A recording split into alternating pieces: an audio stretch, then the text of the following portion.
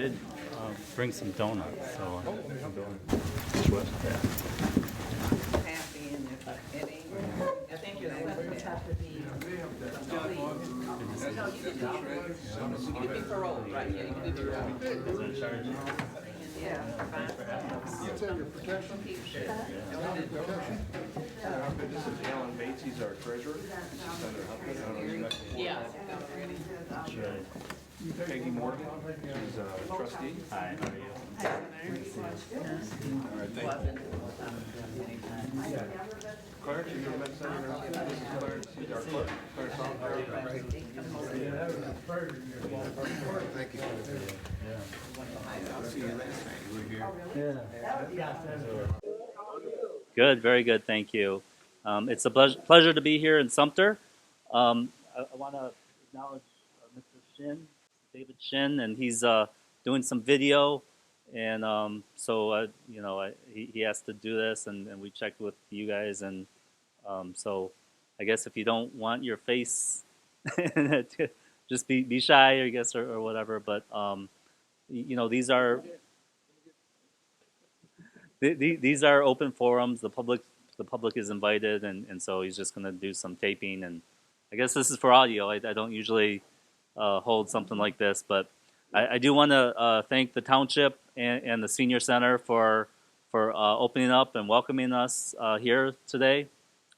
This is something that, I represent 10 communities in the Western Wayne area, downriver area, and we get around to every community, and through the course of a year, we get out to all the different communities. And so this is part of that, and it's a chance to get out and say hello to people, to give you a little bit of an update on Lansing.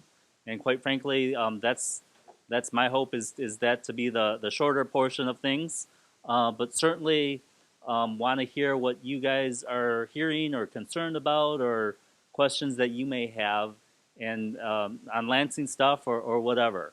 I'm gonna know a little bit more about the Lansing stuff, but again, my job is to be on the hot seat, and so that means the questions that you have really are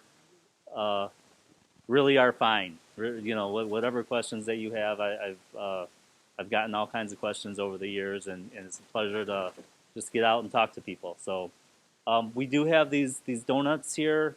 The senior folks have provided everything else, but the donuts are at my favorite donut place. They're over on Eureka in Taylor, and I'm up to challenges. If you guys think that you got a better donut place, I wanna try it personally and see what we got. But they're pretty good, so please grab one if you have a minute. Did you have? Well, I was gonna do just a couple minutes of an update, and then open it up for questions. So it's a beautiful day. I don't want to keep people, but certainly do want to take some time to talk to people. So in this time of year, it's May 20th. We're just at the home stretch of the budget. So the budget starts in February. It's about a $54 billion state budget. So it's a lot of money. It goes to all kinds of different things. Now in that $54 billion, it's a big dollar, but a good share of it is federal funds. So federal funds come down to the state, and then the state approves them through our budget process. So a good example of that is transportation funds. So there's a federal gas tax that the money is collected. It comes back to the state of Michigan, and then it shows up in our budget. So it's not necessarily state dollars, but it does come through our budget. So and that's over $1 billion that is in that. So that's an example of what's in the budget. We're down to the final stretches where you have the House passed version, you have the Senate passed version.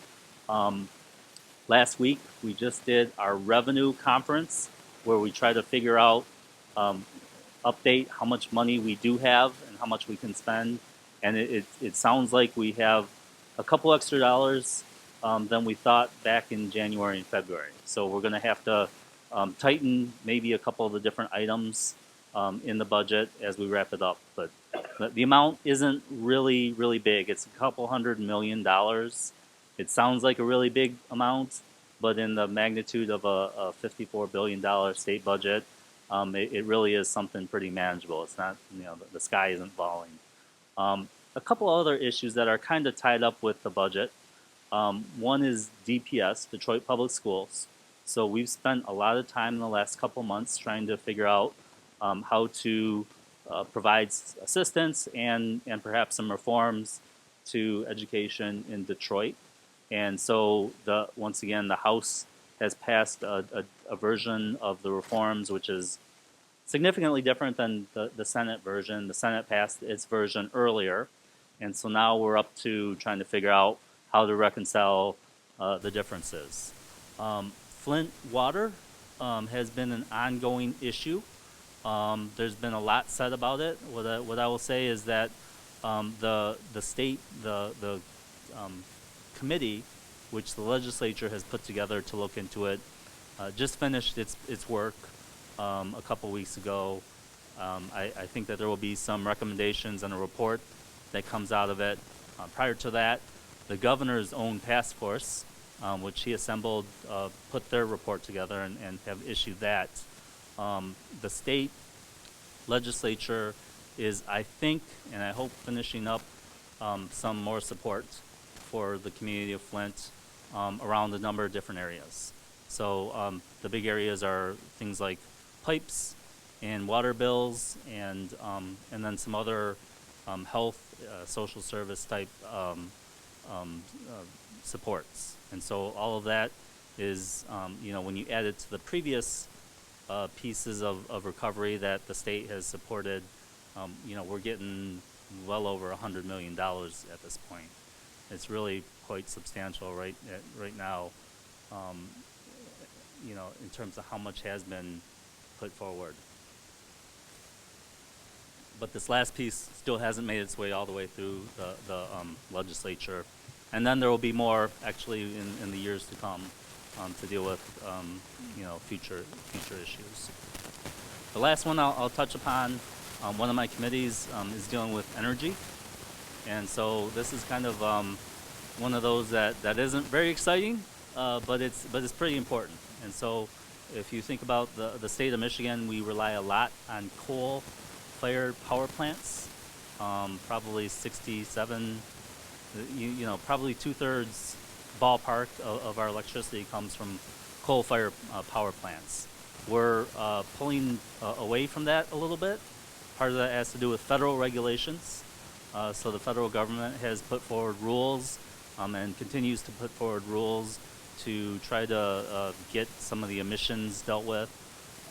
That has caused a number of the oldest and more expensive and perhaps the dirtiest power plants to be scheduled to come offline. The question then becomes, how do we make up the shortfall? How do we make sure that the lights come on, that when there's a need for power, whether it's economic development or what have you, that we have power available to the citizens of Michigan.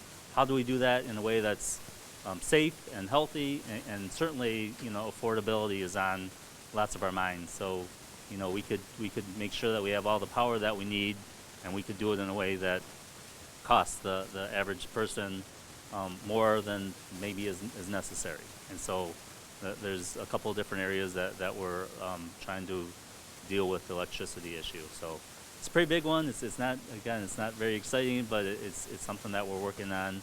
And the Senate hopefully will pass something before we head off into the summer months. So that's my Lansing report. Again, I try to not talk about everything because there's too much that's going on, but really do want to hear from you guys and your questions on those topics or for any others.